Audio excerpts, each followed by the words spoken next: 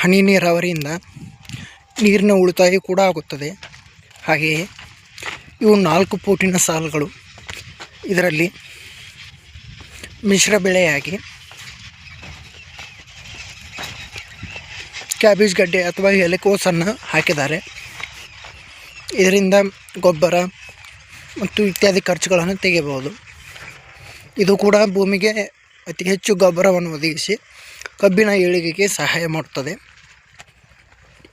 ನೋಡಿ ಫ್ರೆಂಡ್ಸ್.